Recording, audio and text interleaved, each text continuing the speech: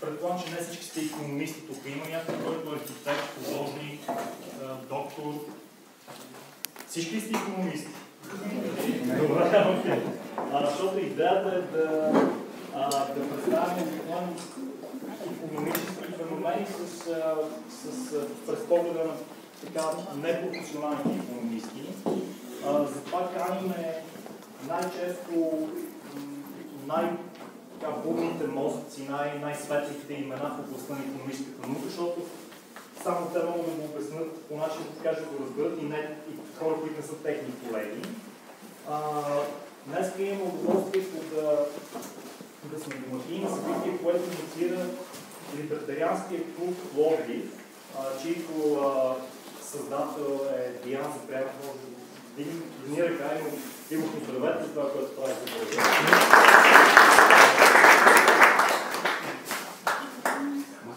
Ние сме особено щастливи, че те са толкова активни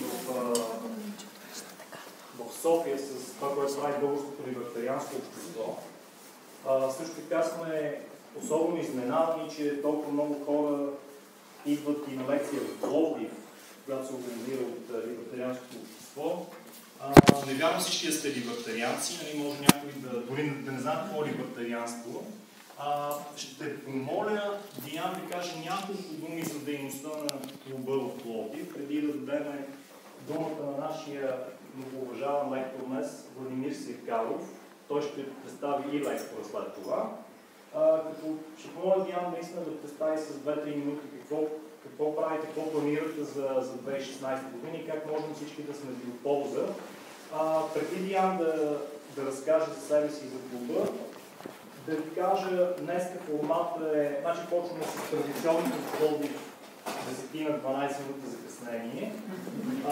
В рамките на около 60 минути трябва да свърши цялото мероприятие, защото трябва да се изградим залата за друг курс, за друго мероприятие.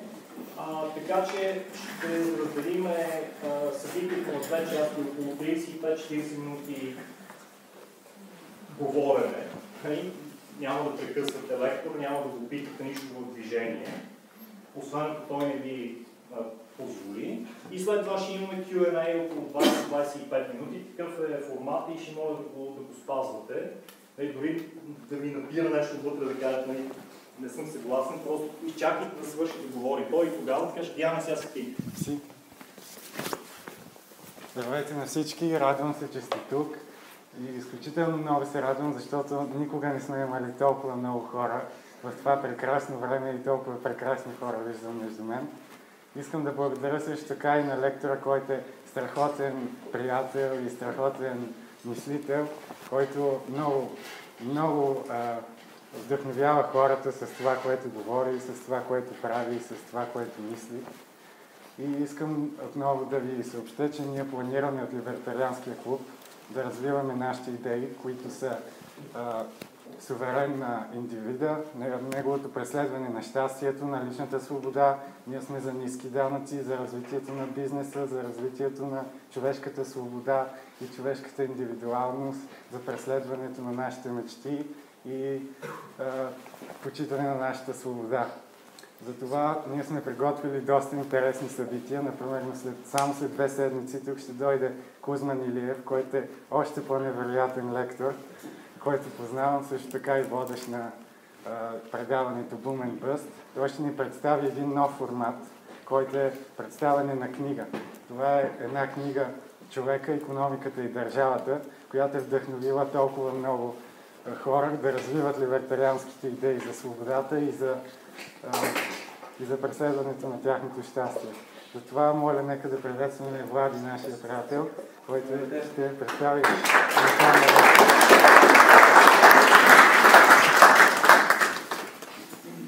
Извинявам се за закъснението. Направих една предварителна непланирана разкопка с Пловдив. Сега пускаме презентацията и започваме. Преди това, може би, да ви попитам как се предпочитате да протече тази дискусия, ви казвам. Да си говорим повече и по-скоро да има една лекционна част и след това да имаме повече време за въпроси. Да, първо лекцията.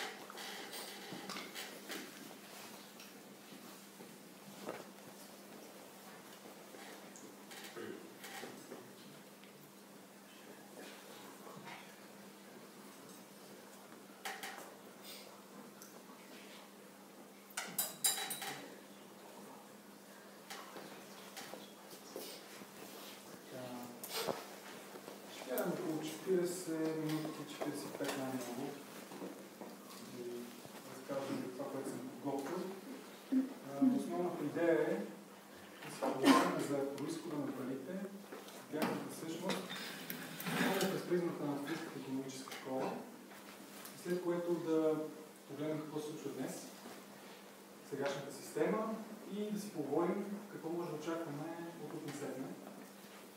Има различни мнения, различни теоретични концепции и разбира се, ще гледаме и практиката какво реално може да се случи, защото, за съжаление или не, често теоретичните концепции не могат да се имплементират, да се вкарат изцяло в практиката.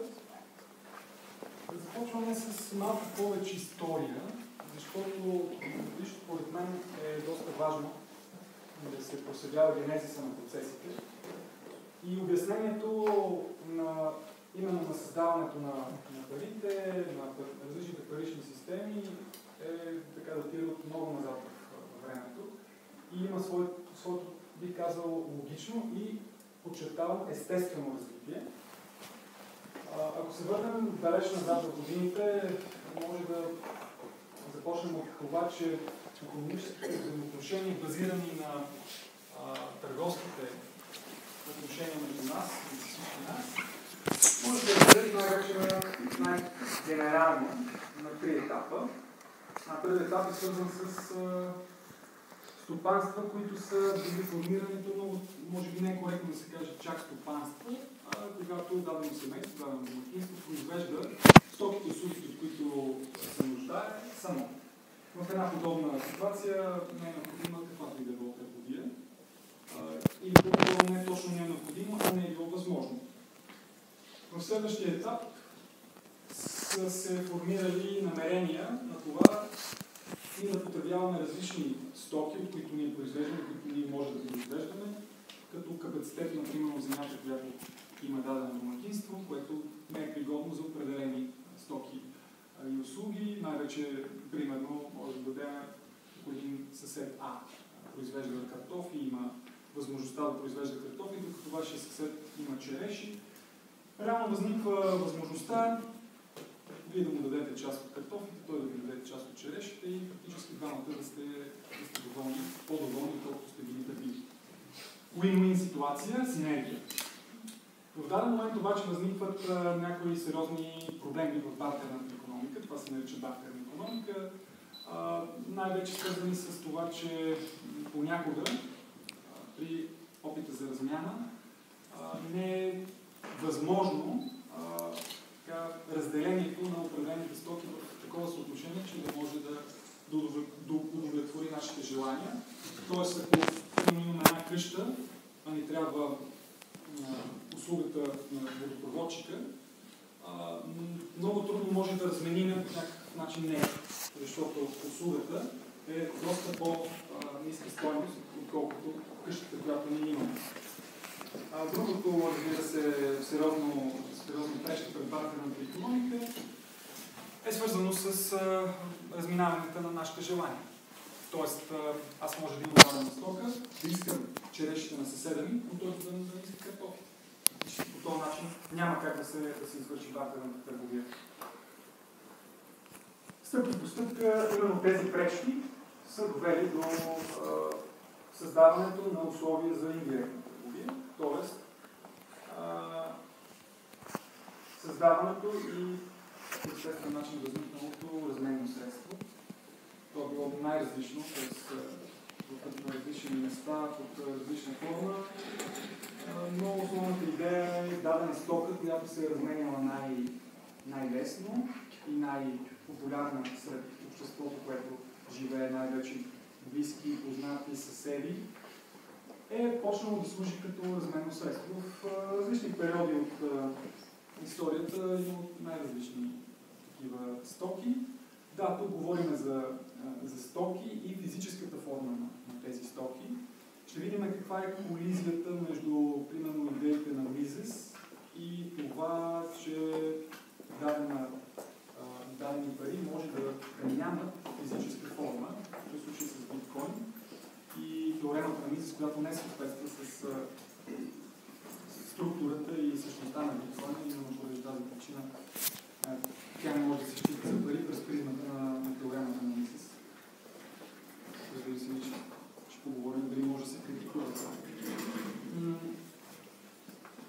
най-различни черупки, през големи камъни, през манистата на индианците. Най-различни стоки и услуги са преминали през тази функция на разменно средство. В даден момент, пак по естествен път, защото има казус, има така голяма дискусия, че парите са възникнали от държавата, но тези парични еквиваленти са възникнали от повече от 5000 години назад, преди едно устройство на държавността, която считаме като близка до днешния модел, така че лично според мен и това са тезите на Карл Менгер, че парите са възникнали по естествен път, а не благодарение на държавата и на държавно устройство. Така че стъпка по стъпка тези хора, които са разменяли помежду си, са започнали да виждат потенциал да разменят и с по-широк кръг от хора, което е създало възможността за едно по-добро благоденствие за всички. Синергия между която възниква от ефектите на свободната търговия и постепенно тези разменни средства са били изчиствани именно от нас. Тоест, качеството на тези пари, които са служили тогава, са се изменяли именно поради нуждата от това, примерно, разменното средство да е трайно, да е делимо, да е хомогенно, т.е. когато се раздели двете части да станат по качество абсолютно еквиваленти, лесно преносимо, защото, примерно, използвали се в даден период крави за разменно средство, което обаче е много трудно за пренасене.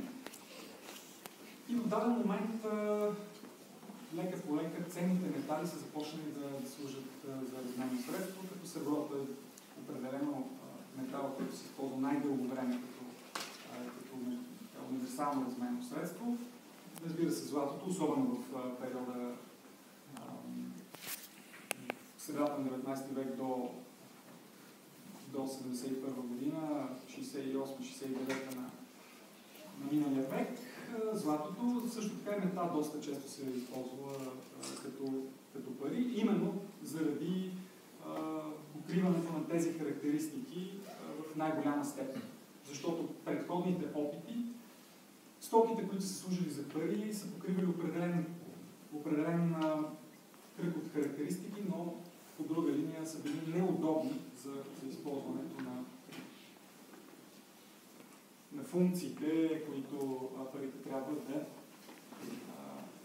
изпълняват.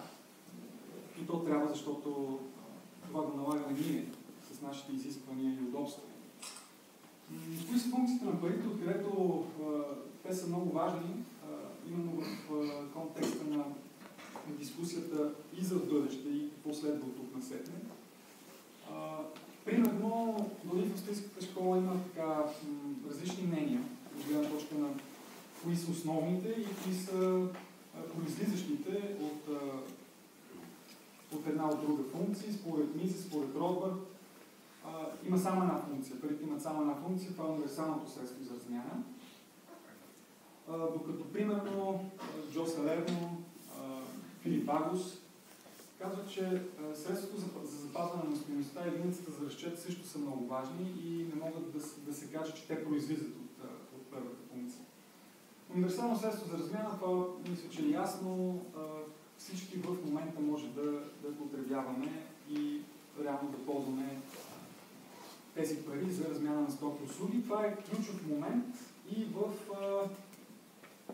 по-късно на финала дискусията имаше въпрос, свързан с доста по-трейдерски въпрос, какво ще се случи евро, долар и така нататък.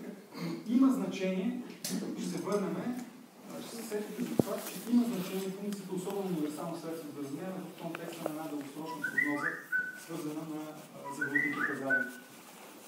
Средството за запазване на стойността е свързано с това, че парите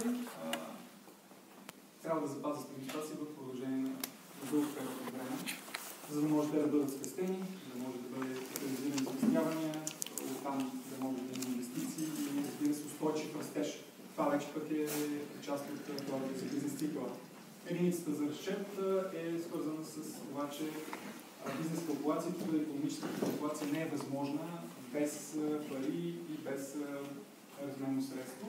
Кредитната функция, тя е често излиза от обсега на трите основни, като произлизаща от тях, а именно, че именно чрез парите може да се отдават кредити и реално да се отдават тези разменни средства на други хора, които в момента не ги притежават. Но наистина, може би, кредитната функция произлиза от трите, тъй като ако не са налични трите, едва ли някой би приел отдаването и най-вече заемането на кредит и подобни пари.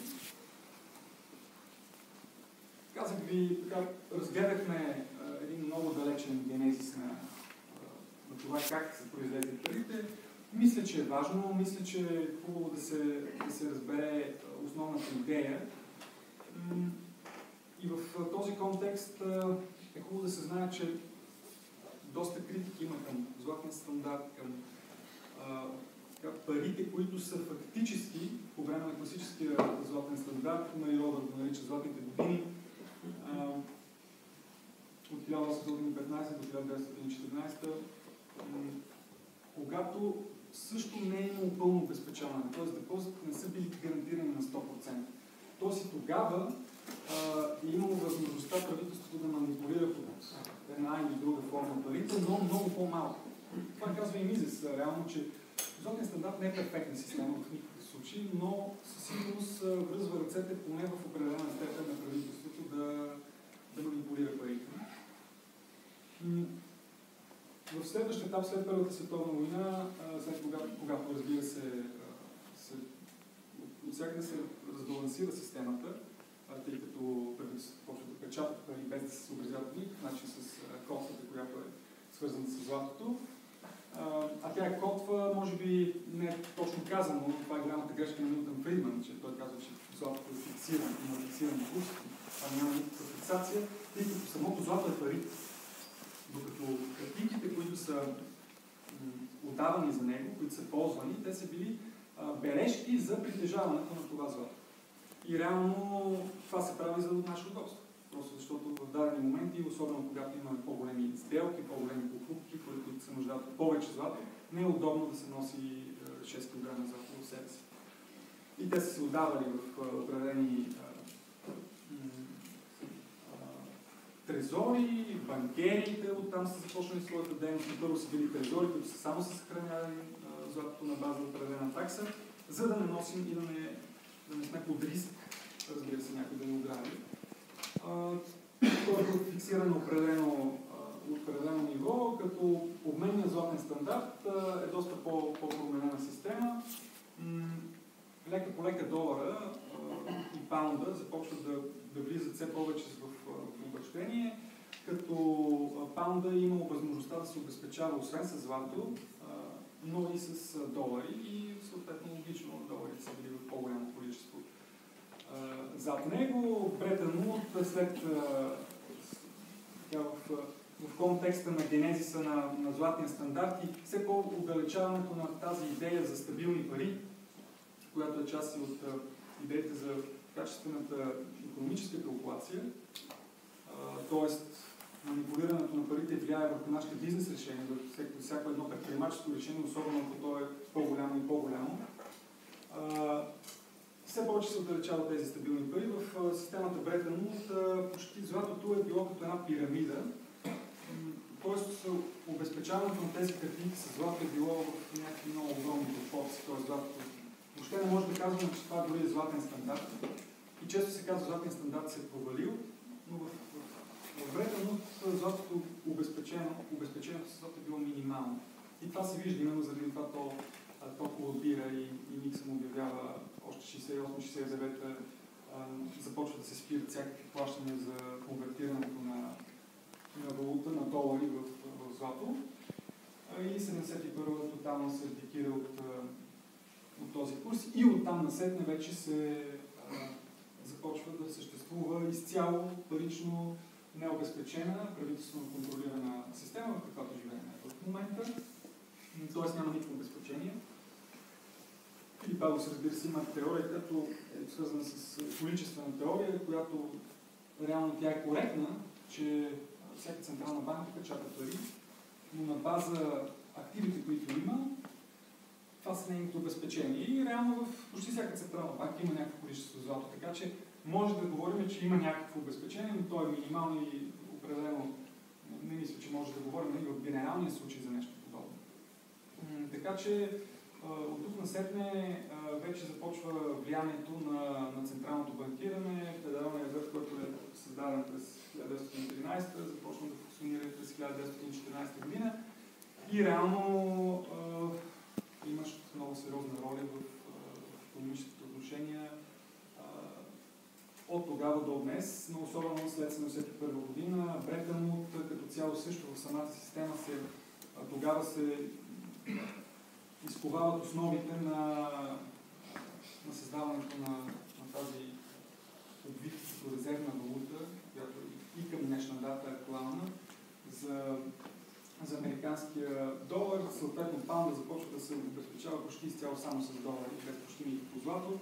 Реално другите европейски валути пък се обезпечават предимно с паунд. Именно по тази линия виждате как златото е било в много малко количество, само обезпечен към долар. Но след това се оказва, и Никсън си го признава, че реално в трезора се счита, че има определено злато. Първо не се знае дали е там, второ очевидно количеството му било доста по-малко, когато най-вече от Германия започва да се усеща това нещо и да започва един опит за бързо конвертиране на тези хартийки долари, които да се вземе златото обратно. В днешно време е важно да знаем, че банкирането е един от основните двигатели на парично предлагане. А парите са много важни. Оставям го за пореден път, защото често и в нашите предавания и някои, когато задълбочим по тази тема, ми казват, да това уни касае нас. Това са някакви теми, такива много специфични, те нямат никакво влияние върху моя живот, върху моя портфел.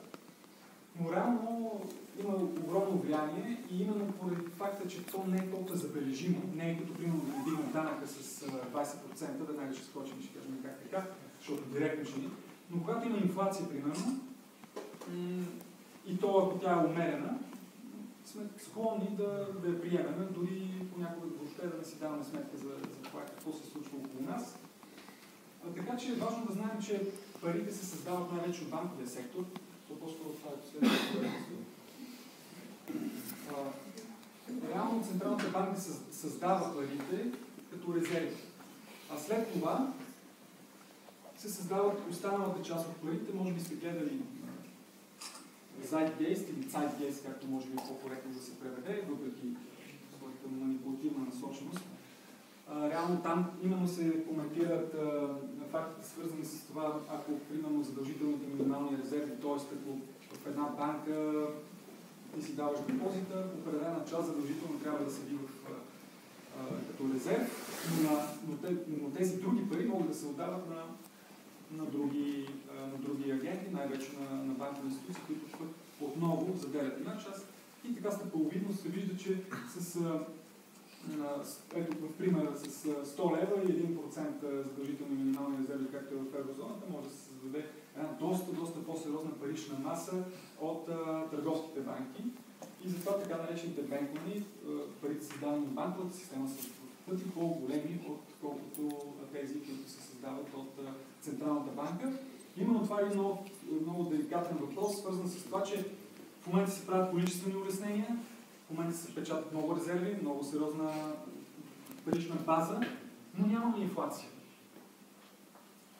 Но ние, и австрийските икономисти казват, това е много опасно. Но там контраргументът е какво е толкова опасно, ние го виждаме. Това няма инфлация, даже има дефлация в дадени страни. Въпросът е, че това е бомба с закъснител, защото този паричен мултипликатор може да се задейства. Разбира се, това е оптималният вариант, то никога не се е случвало реално в пълна степен, но примерно ако имаме опция за 10-кратно увеличение, дори 2 пъти, 3 пъти увеличение на паричната маса, на паричната база, която да се мултиплицира 3 пъти или 4 пъти, това ще доведе наистина доста сериозен шок и доста сериозна инфлация. Това се е виждало в много пъти в историята. Въпросът е, че историята често се забравя и трябва да бъде припомнена. И в България също имаме много пресен пример за какво може да се случи, когато манипулираш и изпуснеш от контрол. Може да си поговорим, разбира се, за тезата на фрибенкерите, които се водят както по принципите на реалната икономика и идеите, които са свързани с реалната икономика, доста почти идентични с австрийците, даже голяма част от фрибенкерите участват в конференции на бизнес институт. Но по отношение на парите, те казват, че никакъв стандарт не е коректна величина. Те критикуват всякакъв тип стоков стандарт и казват, че Централната банка може, тя е проблемът и че тя не трябва да съществува, а търговските банки да оперират помежду си, но без обезпечение, само с фиат пари. И че те ще се конкурират помежду си и фактически ще е много по-адекватна структурата на парите. От друга страна пък Фридман и монетаристите казват, че Централната банка е перфектният орган, но разбира се, централните банкери, които управляват Централната банка, трябва да бъдат много разумни, много почти автоматизирано. Той казва 3% трябва да се увеличава паричното предлагане от паричната база от Централната банка. В края на живота си казва, че това май не е така, защото 3% се кумулира, се получава доста сериозен ефект и ефекта от търговските банки и раздуването на паричната маса като цяло определено е проблем. Важно е да знаем, че да не внасяме смут, но аз мисля, че повечето от вас са запознати с ситуацията, че реално парите, които слагаме в банката, именно това частично резервиране означава, че голяма част от нашите пари са в чужди ръце. И че в даден момент всяка една банка може да изпитва доста сериозни затруднения, ликвидни. В банковия сектор ликвидните проблеми много бързо могат да се пренесат към проблеми, свързани с неплатежоспособност. Именно защото резервите са доста малки и лек шок, по-сериозно изтегляне на депозити може да доведе до затваряне на врати и просто невъзможно за изплащане. Това трябва да се знае и именно тук са функциите на Централната банка,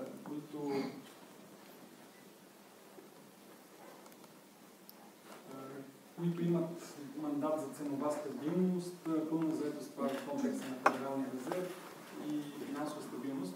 Те трябва да наглеждат, те трябва да надзирават търговските банки, за да могат да предотвратяват едни подобни катаклизми. Дали се справят или не, тук имаме примери от България преди година и половина, че ако разчитаме на един такъв централизиран планови орган, като Централната банка, то рисковете са много големи. Дали пазарът може да се справи с него, със сигурност да, но това са вече доста по-деликатни въпроси. Но Централната банка управлява парите с няколко основни инструменти, най-вече с продажби на правителствени облигации. Това са и фактически количествените серии, които наблюдаваме в момента в Европейската Централна банка. Те успяха като темп в Федералния резерв, ще продължават до сегашното балансово число и закупените вече облигации. Това беше отново му не увеличават поне за сега лихва на политика, с така наречената основна лихва, най-вероятно може би е опадало. Идеята е, че когато купуваш ценни книжа, фактически изтегляш пари от обращение и обратното, което разбира се влияе на процеса, на цикъл, лихвена политика също и повишаване и понижава, да дори към минимални резерви, по този начин се увеличава и намаляваш паричното обращение, тъй като именно паричният мултипликатор се намалява съществено. Също регулирането, което споделихме, е един от най-важните функции на Централната банка, кредит от последна инстанция, именно в една подобна ситуация на банкиране на частични резерви. Доверието е основният крепител на системата. Нямаме големи обезпечения, нямаме голямо резервиране, така че единствената мисъл на всички нас е, че реално в даден момент, ако се случи нещо, то Централната банка ще намеси и ще спаси положението. Това се е правило много. Това е една от критиките, че не се е направило през голямата депресия, че ако е било направено, нещата доста по-меко ще да премине цялата криза. Именно поради тази причина Бен Бернанке, гуверньор на Федералния резерв, се намеси съществено и агресивно. И се води към момента, и казвам се води, защото рано или късно на него ще му се търси сметка, за това, че е спасило американската икономика, съответно и глобалната, с тези икономически мисери, с спасяването на множество банки и така нататък. Ето го примера. Като е важно да се каже, че тук се абстрахирам от дали е КТБ, защото това е важно. Не казвам дали бизнес модел е правилен или не.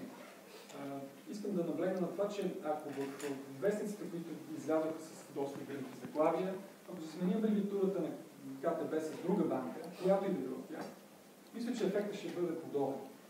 Да не кажа абсолютно същия. Тоест, именно това доверие може да бъде разклатено много лесно. И това е структура на системата. Тя може да се подобри, има най-различни концепции за това. Трудно са за прилагане в практиката, но има такива, свързани с повече собствен капитал. Тоест, ако банките служат само по-скоро за пазене на спестяванията, кредитирането може да мине изцяло през капиталовите пазари, където вече там има изцяло лични ресурси и лична отговорност. Защото банките от идеята за комуникатор между различните икономически агенти в даден момент се превръща в един основния съдържател на спестяването на хората, което е съвсем различна функция. И с подобна структура на банковата система, тя под риск. Някой ще каже, ако централните банкери са качествени, ако банкерите, които управляват банката, са качествени хора и финансисти, то това няма да се случи. Мисля, че проблемът е в системата и дори да са качествени, то, пак казвам, недоброжелатели, които имат медийно влияние, с няколко заглавия могат да доведат до сериозни проблеми за една банка, дори тя да е принципно стабилна, дори тя да е много по-стабилна от средните нива в еврозоната. И тук може би да се свърши по-раничко. Може би да си поговорим по-детайлно. Ще се връщаме, предлагам да се връщаме и назад в презентацията. Тези въпроси са доста те са интересни и ще породят много, много сериозна дискусия. Може да ги минем тях и вече всеки един от вас, който има мнение, да си поговорим по-скоро от идеята какво може да става от тук на всеки, какви са тенденциите, какви са настроенията, може за България, какъв е пътя на България, към еврозоната ли сами ли ще управляваме парите, в борт ли ще сме, какви са рисковете за една система за борт и така нататък. Затова синтезирах така малко по-сухата ми презентация. Николай Христов е тук. Николай Христов. Не е тук. Значи той зададе въпроса в Фейсбук, идва ли трябва на еврото и какъв е шансът долара да стане по-скъп. В контекста на една дългосрочна прогноза, именно функцията на универсално средство за размяна показва, че доларът е доста по-стабилен към този момент.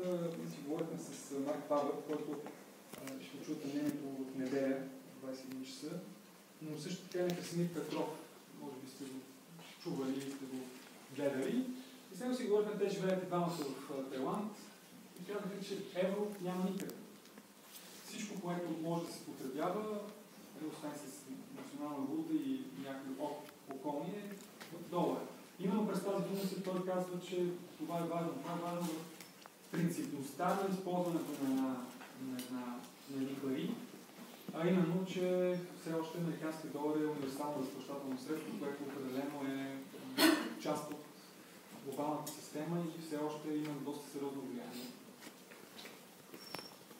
Дали в края на еврото, това е също много актуален въпрос. И дали еврото е по-качествената система, отколкото националните банки да оперират сами.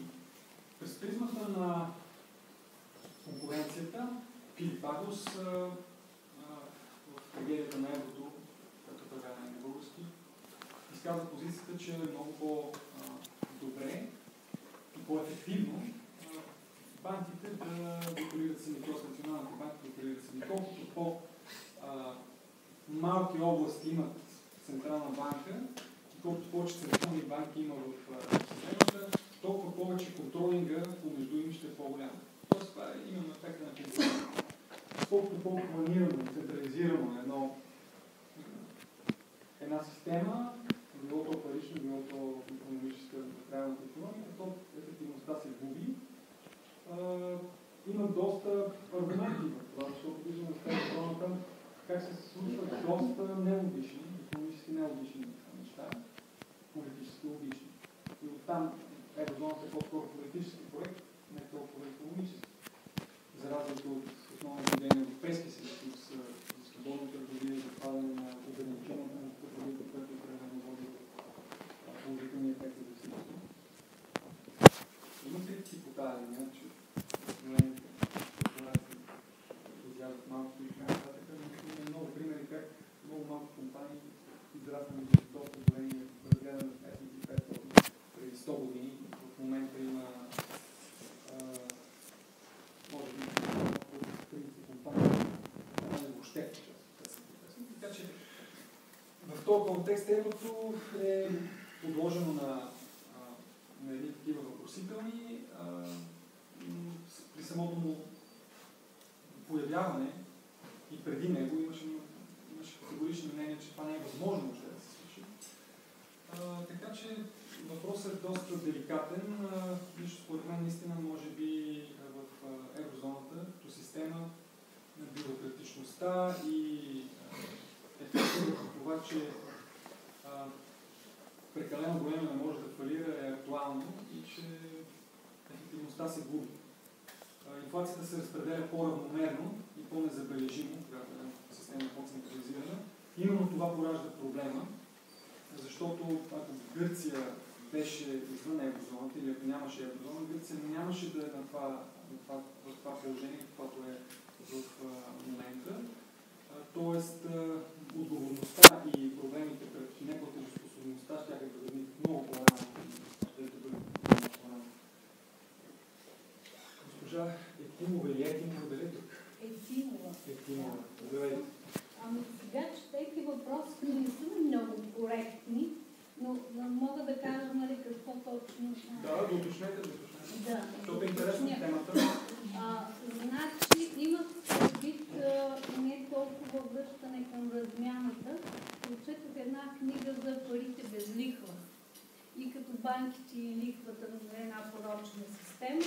И там точно голямата депресия 1933 в Австрия, в някакво селище, прилагат идеята на Силвио Гезел за парите без лихва и било много успешно. В общината селището било около 3000 души. Кмета взема съгласието на всичко, пуска 5000, каква им беше размер на марки, да кажем, такива някакви хартийки и всички работят с тях. И се получава първо безработицата е паднала много и така нататък, но те не плащат лихва, а плащат 1% такса, която отива в общината, а в края на месеца им останат пари. Тоест това е за обращението на парите и таксата отива в общината, която използва тези пари за обществени цели и не отива в банките, където те така или иначе си имат пари. Оттам тръгнах и си казвам, ами не може ли направо без пари? Хайде, ще махнем лихвата ми, да махнем и парите. Да, Силвио Гезел е доста интересен. Определено заслужава да се коментира. Да, но това е различно. Да. Той не предлага идея без пари. Тоест, разменното средство е важно. Има някакво проблеми в неговата теория, а именно Емпирично тя е осъществувана по-малко от една година. Реално. Като след това е държава и това са аргументи, че тя е забранена, защото е била много успешна. За съжаление, трябваше малко да изчакат, за да видят провала на системата, защото това е неминуемо от гледна точка на това, че може да се генерира парично обращение, че да е много лесно, много безпроблемно за решаване на много проблеми от икономическа гледна точка. Въпросът е, че стоките, услугите, които ние потребяваме, са произвеждани и това е нужно усилия.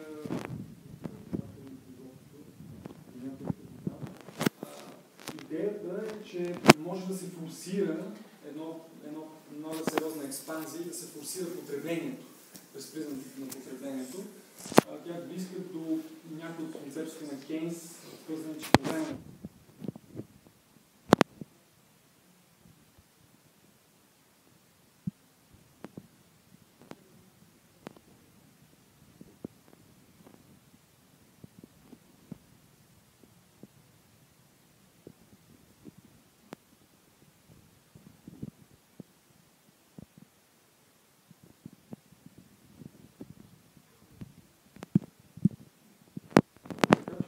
конкретно може да си говорим за някои от фактори, които може да се интересни, свързани с това какво може да се... Какво ще се случи, ако това продължи, ако това се кара в днешната ситуация. Просто политически, нали? Но интересно теоретично да го дискутираме, може да продължим на дискусията, но лично за мен тя няма как да просъществува в дългосрочен вариант. И продължиме разговора, може би, извън формата, но е хубаво. Гезел е интересен автор, той е често споменаван от едни професори в Съединените американски щати, които малко или много са близки до Бърни Сандърс, който в момента е много актуален в Съединените американски щати. Той взима част от тази теория. Окей, господин Белчев. Влади, дали мога да се включи един въпрос, който продължава това, което госпожа Тимова казва. Възможно е теоретично според тебе аз да ти дам назаем 10 унции злато и ти да ми ги върнеш без никаква лихва и аз съм щастлив от това. При хипотезата, че заради по-висока производителност на ресурса, с който разполагаме, моето злато, когато ми го върши, купува много повече нафта, ябълки и кашкавал. Тоест аз в реално измерение всъщност получавам много повече стоки, въпреки че ми вършиш същите 10 унции злато. Тоест хипотетично възможно е тази ситуация на размяна, която де-факто няма лихва върху златото. А реално има положителен ефект. Да. Реално лихва. Да, със сигурност, то не е само теоретично, но и емпирично това се е доказало, че реално паричната дефлация не е проблем за реалното производство на стоки и услуги. Това, което е теза, която още от Фишер, Милтън Фридман, Кейнс, определено казват, че не е възможно, и именно това са аргументите, че ако искаме производството на което да се повиши за 10%, то минимум трябва да дигне и пари ще се предлагат за 10%, защото няма с какви пари да купиме това ново производство, тези нови стоки и услуги. Което е нелепо, защото реално парите са отношение към стоките и услугите, както и Жоро каза, реално ти можеш с определени пари да купиш в различен период повече или по-малко стоки. Така че в края на 19 век виждаме една постоянна дефлация, даже през голяма част от 19 век, но силно повишаване на реалното производство. И именно кредитният процес, въпросът за щастието е малко по-интересен. Да, зависи много, това е субективна интерпретация, но от ефективна гледна точка, икономическа ефективност, да, определено може да има един подобен кредитен процес, като реалните изменения на процеса имат полза и то най-вероятно има полза и за двете страни. Ако удовлетворява. Да, абсолютно. Господин Делчев може да го няма, но той задава, може би, най-фундаменталния въпрос. Възможен е фатален край на парите. На подчинение. Трябваше да уточним какво означава човешкия потенциал на подчинение. Може би малко или много, това, че сме манипулирани, не осъзнаваме какво се случва, не знам. Това е моя интерпретация на неговите думи. Фатален край на парите.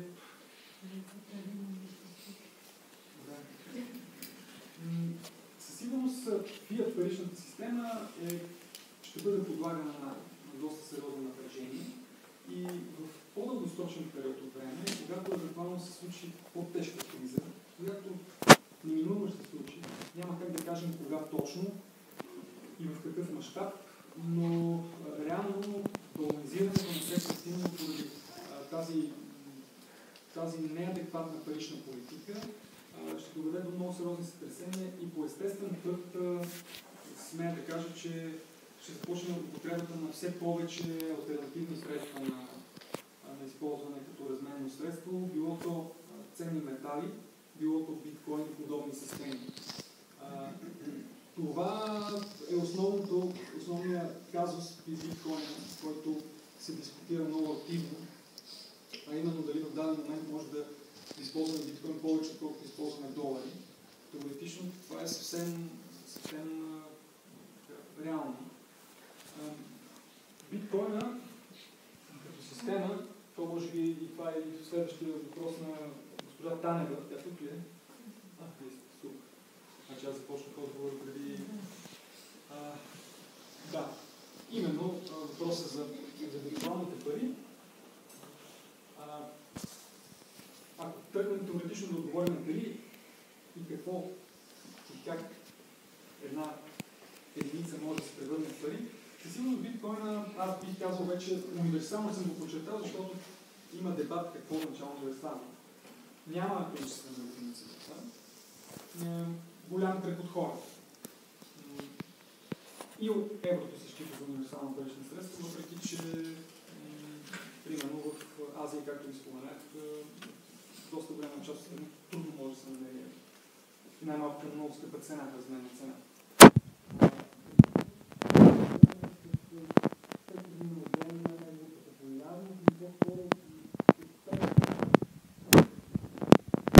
Все повече компании започват да приемат плащания в биткоини, все повече хора започват да търгуват и да се интересуват от биткоина. Да, тази еуфория, която беше при биткоина преди време, леко стихна, което според мен е положителен ефект, защото многото шум означава, че има някаква нестабилност и тази нестабилност беше очевадна, тя беше обективна, защото виждахме цената как летеше, спадаше, да.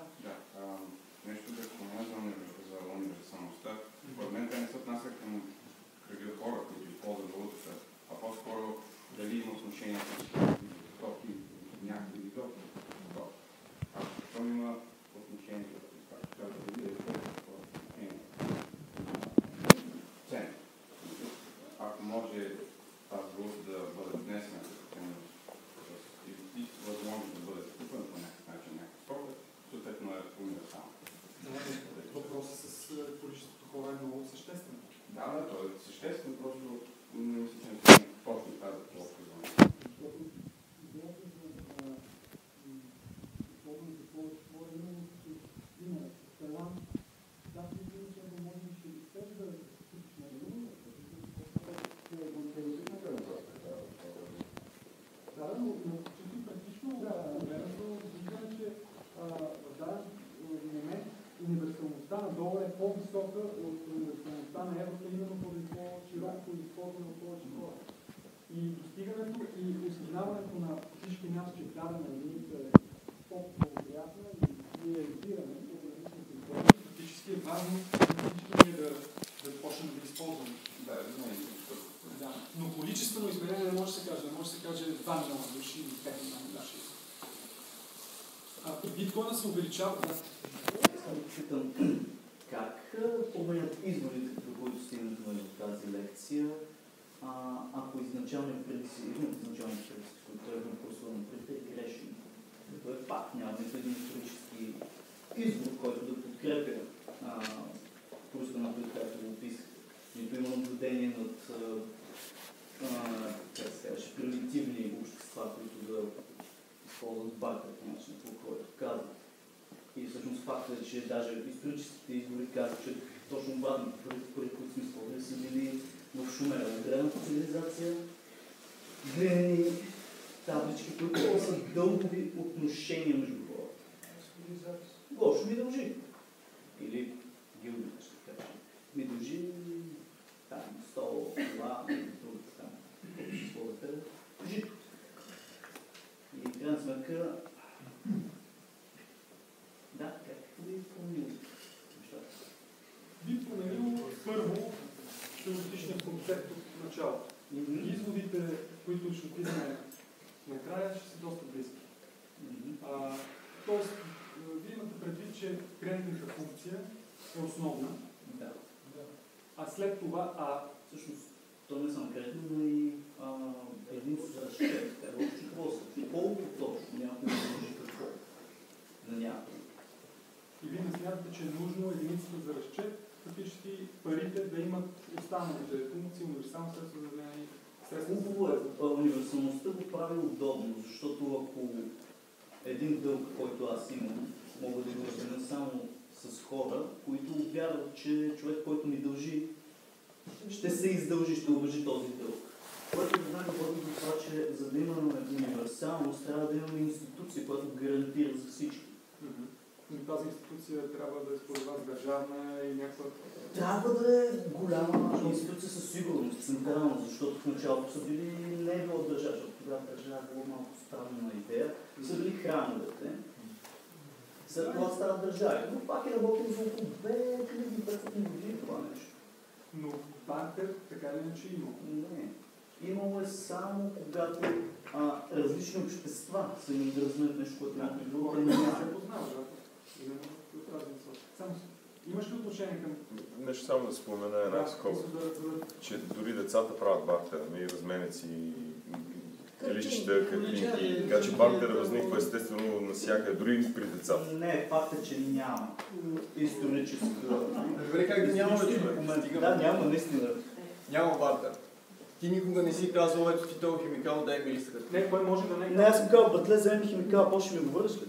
Или пък някой друг пък казва, не да химикал сега. Има нещо друго. Децата не знаят стойността на тези неща, които те разменят. Който го прави още по-естествено. И следващото нещо интересно. Тук говорим за едновременна логика на децата. Всяко дете си има... Нека да довършим темата. Може ли аз да питам нещо? Свързано е точно в...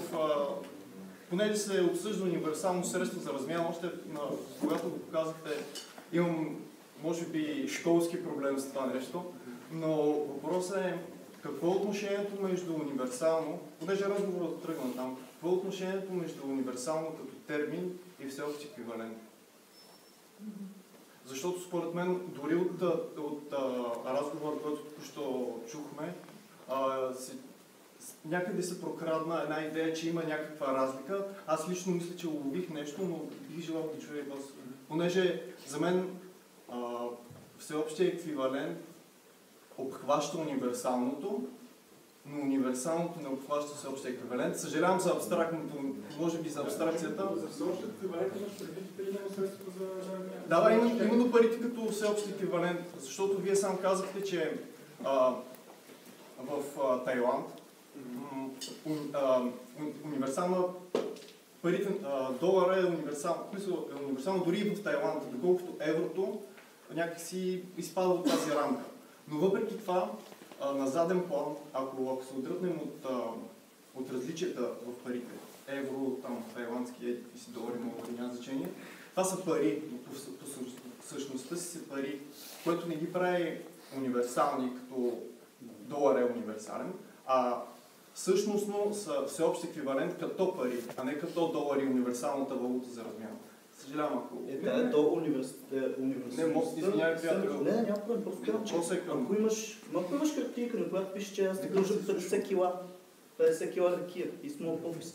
Тя е еквивалентна на това нещо. Въпросът не е към теб, приятел. Аз ще говоря. Може на мен да сте всички. Да, сигурно.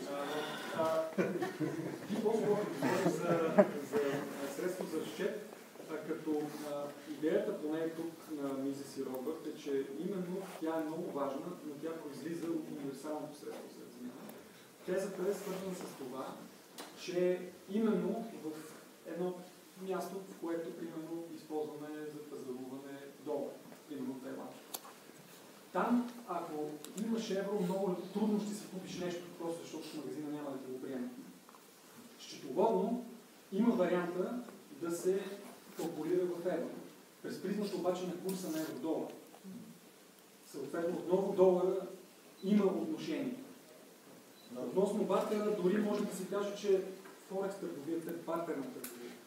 Ето и размяната с пари също може да се каже, че е бартерна. Когато с парите купуваш, защото е услуга. Тя е пак бартер. Тя е под съобщение бартер. Но по самата стока тя не се потребява за... Да, така е точно. Това е всъщност нещо, че също парите не трябва да имат стойност реална, която не може да се използва каквото и да е, защото тогава... Сега обаче търговският процес как ще се осъществява? Именно аз така, но парите не трябва да имат реална стойност в реалния свят. Тоест ти мислиш, че няма нужда от физическото... Да, и факт е, че първите пари са буквално една абстракция. Го казвам. Те нямат реална стойност. Напротив, може ли аз да си кажа моето мнение? Позицията на художник, значи четох една книга Пари и култура, там един господин Иван Нисков, не знам дали се чува за земля, беше написал много добре. Значи, парите реално са имали някаква стойност, тъй като мен художници са накарали да правя монети и такива работи, но практика на време, когато имало крале, твоя живот е зависел от царя, защото в древните общества, когато са разменяли камъни, на практика вожда е бил този, който е пазил живота на другите хора, защото вожда не е било така. Древните общества, за които говориш, са били крайно егалитарни, няма такава работа. Да се така, да стигнем до златото. Всъщност, първите монети са около 600 година, които Христа в Лидия. И всъщност те кореспондират с явяването на империите. Те създадени с държавата, за да могат да поддържат големи армии. Да, когато са управляващи. Да, те са предприемани на сила, за да могат да се поддържат армии. Защото най-добрият начин да поддържаш армия е да не се занимаваш всичката брутална логистика, а да позволиш на пазара да осигури храната, оръжието и всичко нужно за войниците. Извинявайте, че понеже нямаме време за нещо друго, а и аз трябва да отида да обядвам. По-скоро към Влади, ако искаш да... Ти имаш още да казваш нещо като изводи? Аз съм още нещо да кажа.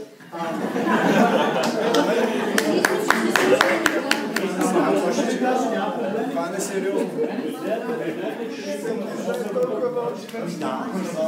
Ама защо не доста? Свободен пазар на идеите!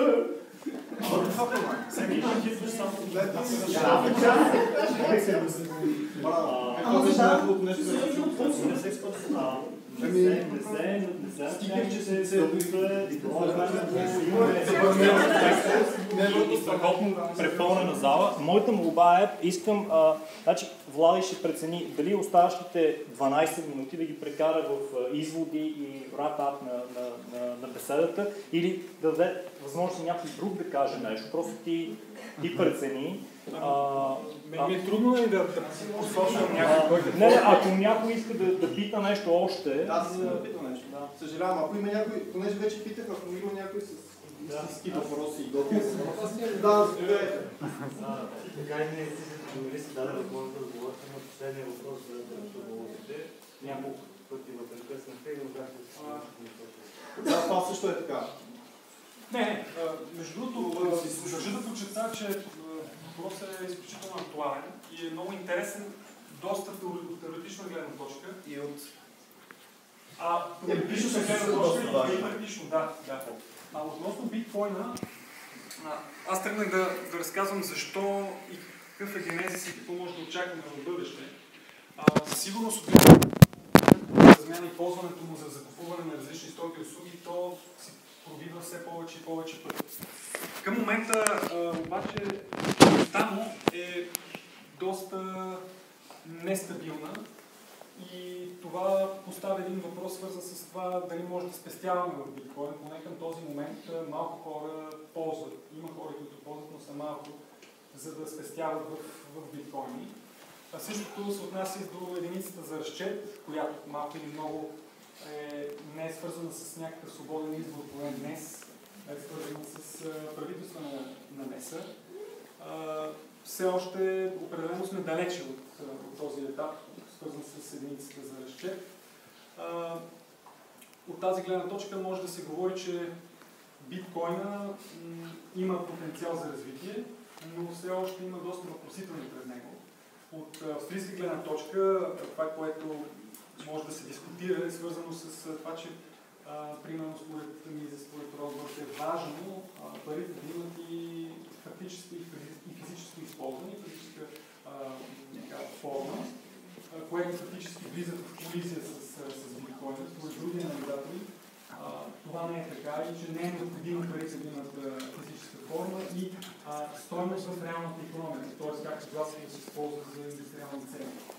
Фактически идеята тук постави винаги си давам един цитат на Мисис, който казва, че към момента теоретичният конструкт, който е базиран на историята, но той не е исторически, а е чисто логически априорен, той може да бъде променен, защото технологиите се развиват изключително много. Така че ние с малко или много, с своята широка ерудиция казват това към момента, говорим за едно общество и нещата, които са се случвали до сега.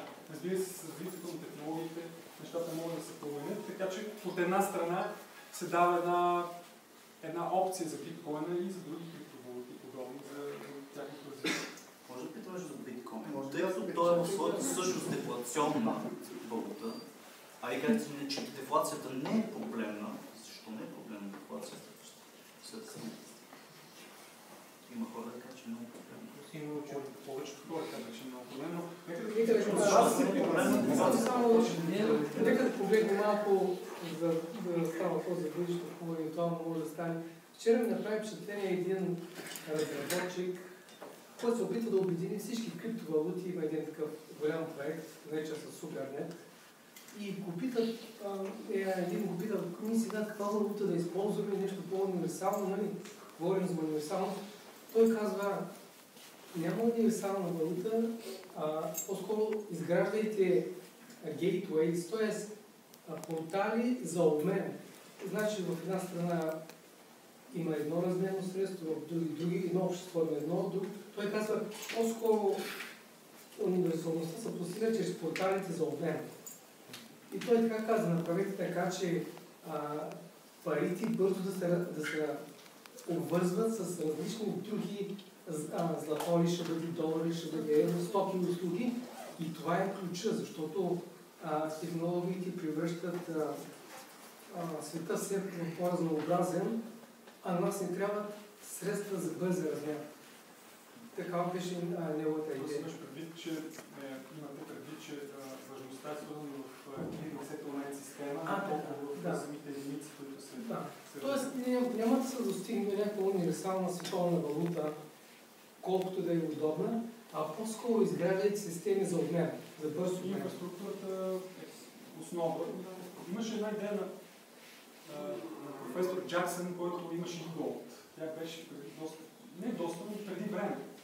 Тя беше преди биткоин, тя именно беше базирана на изграждането на широка инфраструктура, която е с типът на криптовалута, но базирана и на злато.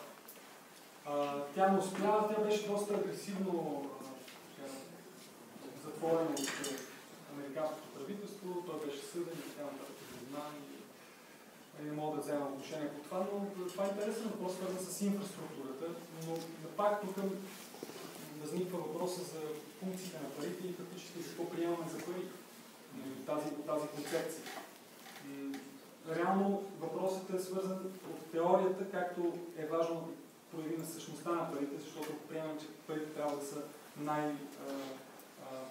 приеманата стока и тя да има физическа форма, ситуацията се изменя изключително. Ако приемем парите за определено друго нещо, ако функциите на парите са разменени, защото има често, това е въпросът, който дискутирахме до сега, че тя е предимно възникнала от дългови взаимоотношения, тогава наистина инфраструктурата със сигурност може да помогне, а вече допълнително да имаме различни еквиваленти, които да ползваме като средство за размяна, средство за запазване на стойността, съвсем различно нещо. Такива тези има и при Гезел, който изключва средството за запазване на стойността от парите като разменно средство, а по-скоро вкарва дори златото, като обаче само единствено спестител на стойността за актив, който може да ни пази стойността, докато парите и разменното средство са съвсем различно нещо. В вашия контекст важността за единицата за разчети, безпроблемното разграничаване на другите функции също е актуално и при EQ-то имаше подобна ситуация, така че EQ-то никога не е било разменяно, никога не е било ползвано за покупка на стоки и услуги, но се казваше... Дето спомена, крабите също никога не са били използвани за разменяне. Те са били само за отчет. Само за отчет, да. Което е... Да, заповядайте. Аз не съм економист, извинявам се, ако ще кажа някаква економическа глупост, но това, което разбирам от вашата разговора и замисляйки се над стойността и значението на парите в днешно време, практически те все по-малко са спрели да бъдат, да са изражение на някаква стойност, а мислете все повече дават някаква стойност. Парите дават стойност нещо. Тоест стават някакъв и са някаква система за доверие. Тоест те съществуват, защото ние имаме доверие, че тази система работи. Всъщност парите премахват нуждата от доверие. Тоест, аз си мисля в моята глава, това може би значи, че парите са една от основните спойки на обществото, то да съществува в днешно време. Тоест, ако няма ако няма парите, не може да съществува общество. Това е доведено до края. Беше попаднало преди време една информация, че в Китай са започнали една система за даване на точки за обществено полезни дейности. Тоест, това се връщам към това, че парите дават стойност. Възможно ли е парите или някаква единица да стане универсална смисъл, да има единица, която дава не само стойност на стоки, а стойност на обществото, на това един човек колко може, разбира се, заплатите са до някъде такава стойност, но те са доста така основна и много неизразени неща, които не минават през парите, но парите все повече се превръщат в средство за даване на стойност, за изграждане и поддържане на доверие. Това е много фантазиозно, разбира се, но много близък до това, което чух току-що. Пак говорейки в контекста на лекцията, в контекста на случващото се, в контекста на това, което ни беше показано, че се печатат страшно много пари в някакъв аванс и така нататък. Моят въпрос е и се създаването на всички тези изкуствени и виртуални пари. Моят въпрос е такъв. Парите такива, каквито ги познаваме, или поне сме познавали до 20 век и сега са в 21 век, не се ли намират в някаква криза?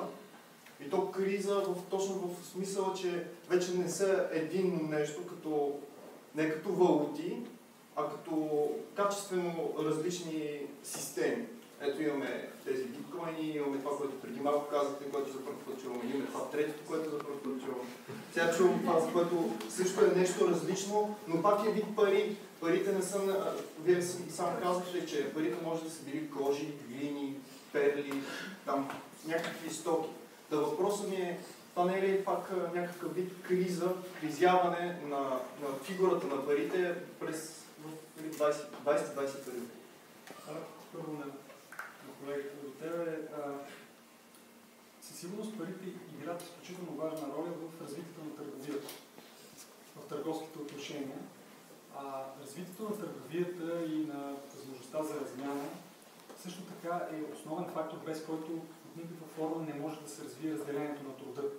А разделението на труда реално е един от основните фактори за подобряване на икономическото положение на всички нас. Без възможността за търговия на различни стоки и услуги, за предлагането на различни услуги от даден човек, производството на различни стоки от друг човек, тяхната размяна, по никакъв начин не може да се случи това разделение на труда, което способства за усъвършенстване, за развитие на технологиите и на процесите като цяло. От тази гледна точка парите са изключително важни, фундаментално важни, а вече дали са в криза, фиат парите, фиат означава, че няма никакво обезпечение за тях. Определено са и то чисто обективни. Понякога говорим за субективни мнения, но субективните наши мнения, ако имат цена пазарна, т.е. да сме формирали ние, това е вече обективна. Обективната цена се вижда от гледна точка на покупателната сила на единица долар спрямо стоки и услуги. Ако разгледаме в продължение на доста години назад по времето, виждаме, че стойността на самия долар, като вътрешно присъща стойност, се понижава. Така че ти си абсолютно прав, че има криза и то е сериозна. Въпросът е, че все още тя не се вижда чак толкова осезаемо и не се усеща чак толкова осезаемо. Въпреки че поляризирането на обществото е огромно, именно поради действията на Централната банка и банковата система. Само историята мисли, новите пари, това е много скандално, което може би ще кажа, новите пари, а те са и стари, не е ли именно възможността на човека да работи? Може да се трудиш по Карл Маркс. Това е само един въпрос. Да, в какъв смисъл новите пари? В смисъл печатането на нови пари? Не, или сегашните фиат пари? Не. В смисъл е такъв, че всеки човек... много валута, че всеки човек е валута сам по себе си. Условието за възможност да има пари, ако следвам Маркс, е това, че има труд, който труд се свежда в тази стойност на пари. Но ако го няма, тогава няма да има пари. Следователно, новите стари пари не са ли именно моженето да се трудим като човек? Възможност. Проблемът е свързан с това, че не много хора те познават лично и не знаят твой труд каква цена има. От тази гледна точка ценовата система помага много по-лесно и бързо да можеш да продадеш своя труд или да продадеш своята стока, която си произвел. От тази гледна точка се възпрепятства по-бързото и лесно функциониране на търговията. Понеже говорим за социална тема, това е интересна темата. Засегнахте само търговските дейности и търговските операции. Колегите споменаха, че бих казал социалната ориентация, както казахме, да бъде някакъв труд в полза на обществото, да бъде приложен. Имаше предвидение на лекция тук точно за оценка на труда на различните категории, който може да бъде разменен без пари с кредитна система, точкова система, която е някак е преразделена по някакви условия, критерии, не знам как е направена, което също е интересен показател, защото казват, че стойностите на банките като банка, поради високите лихви, поради игрите с курсовете, поради различни финансови операции, хората губят доверие. Правителството в банки търси някакъв вариант, който да избегне тази такса, която плащат. Имам предвид социалния аспект, да кажете, на социалната дейност, която хората се занимават с хора и помагат директно. Говориш за банка за време. Да, точно да. Чакайте, отново прекъсвам дискусията. Значи последните два въпроса доказват, че сме се изморили всички. Моля ви се, сега искам да благодарим на Влади, че дойде и да ни отдели толкова много време. Аз искам да благодаря на вас, на организаторите и на публиката, която... Ако искаш, може да кажеш в една-две минути да го резюмираш това, което каза, но без повече въпроси. Ако искаш прецени ли отговориш за Маркс и за това, но наистина приключваме след няколко минути буквално. Наистина. Може би бърз отговор и на господина отзад също видях, че иска да се зададе въпроса. Лошото, че не разбрах точно, защото вие казахте точковата система, знам за точковата система, но вие казахте, че не знаете точно как се формулира. Това е фундаментално. Именно там е проблема, свързан с как оценяваме труда. Те са намерили някаква система, която оценяват. Аз съм Мазач, той е ковач, той е протоколка, той е толкова, ти ми дължиш колко работа. А дали вие като пазач не сте по-добър от другия пазач, който е в другата община? Това е социално отношение, нямаш посредник, който да решава. Но и в търговията също нямаш посредник. А именно ти като предлагаш твоята услуга, ако си пазач или ако си какъвто и да е, фактически ти предлагаш твоята услуга. Тя има субективна стойност, а чрез цените можеш да добиеш представа дали има и търсене към твоята стока. И тя може да бъде оценена повече, защото ти можеш да си по-качествен от другия, който с това система и реално ти можеш да дадеш повече от себе си. В работата, която правиш, ти няма да го направиш. Няма да искаш да го направиш логично, рационално, да не го направиш.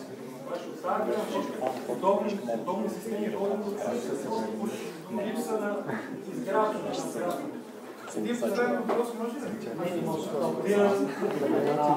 Аз казвам, че исках друго да кажа. Във връзка с човек, който каза за порталите за смяна.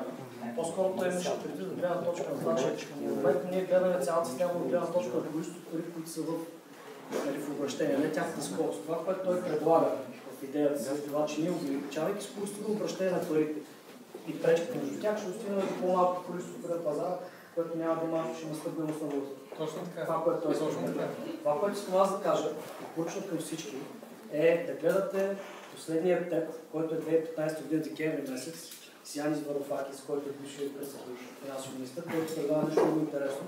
Може да се познаете. Много моля, че ми поканите да също тази. Да, благодаря аз.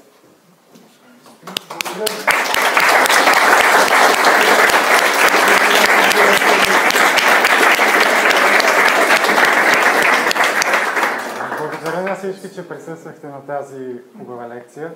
Искам да ви приветствам да отидем в по-неформална обстановка и да се социализираме малко. Без бой, само любов. Много любов, да. Може да отидем в предкотка и мишка в капана да изпием по нещо и да продължим с нашите разговори. Всеки, който иска да... Благодаря, че присъствах.